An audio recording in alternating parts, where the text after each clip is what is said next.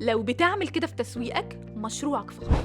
التسويق مش مجرد إعلان عادي، في حاجات ممكن تكلفك غالي لو مش واخد بالك منها.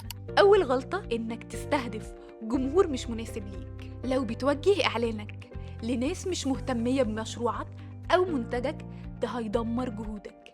لازم تحدد جمهورك وبدقة، سواء كان شباب أو رجال أعمال أو سيدات أو حتى أطفال. وتاني غلطة الإعلانات لما ما تكونش باحترافية. التصميم له دور كبير في إقناع العميل. الإعلان اللي شكله مش مهني مش هيجذب انتباه العملاء مهما كان عرضك قوي. وتالت غلطة السوشيال ميديا.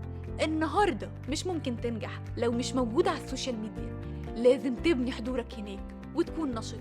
حاول تتجنب الأخطاء دي وركز على تطوير استراتيجيتك التسويقية. ولو حسيت انك استفدت ما توقفش الاستفادة عندك، واعمل لايك وشير وسبسكرايب علشان يوصل لكم كل جديد.